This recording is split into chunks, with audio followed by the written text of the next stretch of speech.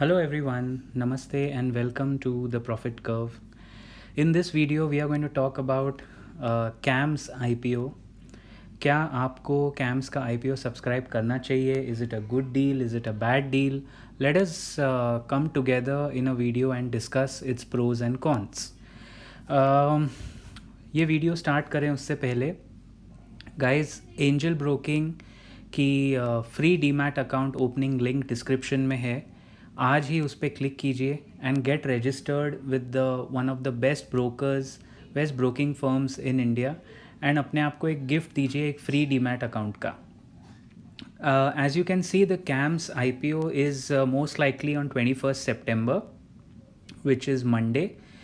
5th IPO है lockdown के बाद. इसका साइज़ करीब करीब 1500 से 2000 करोड़ तक लगाया जा रहा है एस्टिमेट. समथिंग अबाउट कैम्स जो हमें लगता है आपको पता होना चाहिए. It's the largest financial infrastructure and service provider for mutual funds. इस कंपनी का जो बिज़नेस है ये फाइनेंशियल सर्विसेज को एक पाथवे देते हैं कि ईजीली ट्रांजैक्शंस हो जाएं. It has a diverse portfolio of technology enable services, यानी जो एक बहुत बेसिक हमारा सेक्टर रहता है फिनेंस एंड आईटी, जिसको फिनटेक कहते हैं. This company would qualify easily in future also to be a part of the fintech group, right. तो वो फिनटेक का एक बहुत इम्पॉर्टेंट पार्ट बन सकती हैं, हो ही चुकी हैं. It has a pan India physical network and it is scalable technology enabled ecosystem. यानी इनका जो टेक स्पेस में जो नाम है वो काफ़ी अच्छा है. म्यूचुअल फंड्स का एक रजिस्ट्रार है, biggest registrar is CAMS. And उसी वजह से हमें लगता है कि as of now before looking at the details तो लगता है कि सही दिख रहा है, काफ़ी हद तक सही दिख रहा है. लेकिन कहते हैं ना, the devil is always in the detail. एक बार ज़रा इसके हम लोग डिटेल्स प्री आईपीओ में देख लेते हैं.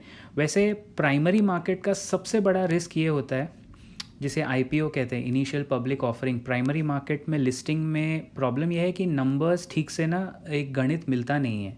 Even though we get the data, जैसे रिलायंस पावर का आपको याद होगा मतलब that was the biggest flop show that you have seen. और भी कहीं आईपीओज हैं जो ऐसा कोई गारंटी नहीं है कि वो चल जाएंगे.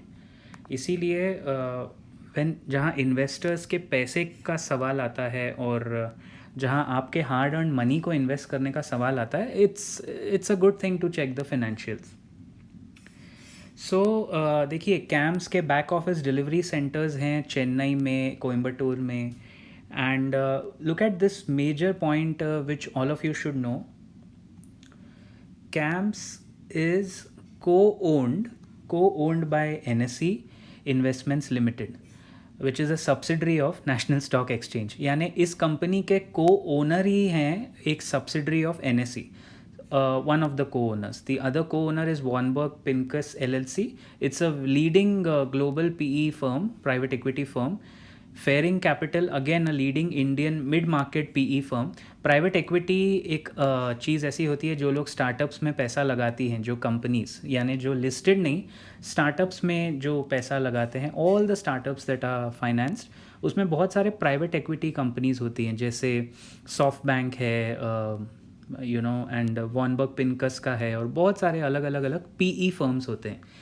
सो HDFC ग्रुप का भी इसमें एक स्टेक है. अगर आप देखें, HDFC ग्रुप भी एक को ओनर ही है इस कंपनी का, कैम्प्स का. सो ये सब फैक्टर्स क्या है, थोड़ा आपका कॉन्फिडेंस बढ़ा देते हैं. As an investor I get more confidence कि यार चलो, the right people are connected with this company.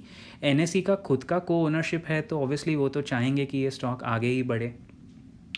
एक बात और है कि out of all the feedback, we at the Profit Curve found out that the company is run pretty well. It's a very professionally managed, institutionally owned, SEBI regulated entity already and engaged as an IT enabled service solution partner to BFSI, यानी banking and financial service players के IT solutions provide करती है. बहुत अच्छे space में है ये. Fintech is the future guys.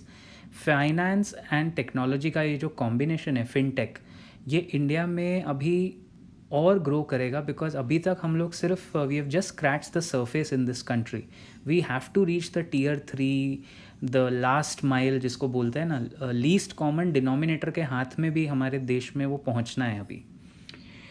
Okay, so open date है 21 सितंबर, क्लोजिंग डेट रखी है 23, यानी मंडे ओपन होगा नेक्स्ट वीक और वेडनेसडे क्लोज होगा। फेस वैल्यू देखिए 10 रुपये पर इक्विटी शेयर का है, लिस्टिंग है 1 अक्टूबर को। And the main company promoter है Great Terrain Investment Limited, this is the main promoter of the company. और बाकी ये सब जो आपने देखा ये को ओनर्स हैं। HDFC एंड NSE का नाम आने से और HDB एम्प्लॉयज़ वेलफेयर ट्रस्ट आने से एटलीस्ट आप ये समझ सकते हैं कि they are in the right hands. Great Terrain, as I said, is the promoter of the company. The promoter currently holds an aggregate of 43.5%, यानी ये बहुत अच्छा एक इम्पॉर्टेंट फिगर है। कभी भी आप IPO को एनालाइज करें तो ये ज़रूर देखें कि प्रमोटर के हाथ में कितने शेयर्स हैं और वो कितना ऑफलोड कर रहा है। Okay, now let's look at the financials. If you look at the last 5 years, EBITDA margin almost double हुआ है, मोर देन डबल। 2016 का एबिटा देखिए और 2020 का एबिटा देखिए, डबल हुआ है 309। रेवेन्यू भी almost you can say double हो रहा है एंड प्रॉफिट आफ्टर टैक्स भी डबल हुआ है। So when I see these 3 doubles, मुझे एक कांस्टेंट ट्रेंड नज़र आता है। ये देखिए, जब भी कोई कंपनी एबिटा, रेवेन्यू और प्रॉफिट आफ्टर टैक्स में ख़ास करके जब ग्रोथ दिखाती है और वो कंसिस्टेंट प्रोपोर्शनल ग्रोथ है, यानी तीनों चीज़ें 2016 से डबल डबल डबल हुई हैं। एंड नेट प्रॉफिट मार्जिन देखिए, this is a very sweet net profit margin. 23% net profit margin बहुत कम मिलता है आजकल बिजनेसेस में। And as I said, because ये फिनटेक यानी फिनेंशियल टेक्नोलॉजीज़ के स्पेस में है, तो इनका जो देखिए ना ऑपरेटिंग कॉस्ट है वो काफ़ी कम है, क्योंकि जब आप डेटा में काम करते हैं तो आपको फैक्ट्री लगाने की ज़रूरत नहीं है। You don't need office space, data does not require physical space, right. तो आपका कॉस्ट काफ़ी कम हो जाता है। और काफ़ी अच्छी, एक बहुत अच्छी बात यह है, देखिए सबसे बड़ी बात जो मुझे लगती है, हमें लगती है, there is no listed company as a competitor in this space. यानी एक बार कैम्प्स का IPO आ जाएगा, उसके बाद जब तक काफ़ी हद तक तो इनका कोई कॉम्पिटिटर ही नहीं होगा। सो ये मार्केट में मार्केट लीडर कहलाएगी, अपनी तरह की एक ही कंपनी होगी जो लिस्ट हो चुकी है, राइट। एंड इसके अलावा अगर आप देखें तो बाकी सब ने काफ़ी इस पे कमेंट्स दिए हुए हैं, बट मुझे लगता है ये काफ़ी पॉइंट्स आपको कंसिडर करने चाहिए, especially that they have no competition and company अच्छे बिजनेस में है, ग्रो कर रही है और ग्रो करेगी। जैसे जैसे नंबर ऑफ़ शेयर होल्डर्स बढ़ेंगे, यानी जितने लोग ज़्यादा शेयर्स में, म्यूचुअल फंड्स में इन्वेस्ट करेंगे, तो ये कंपनी का ऑटोमेटिक क्लियर विनर बोल सकते हैं आप इसको। It will be the clear beneficiary, okay.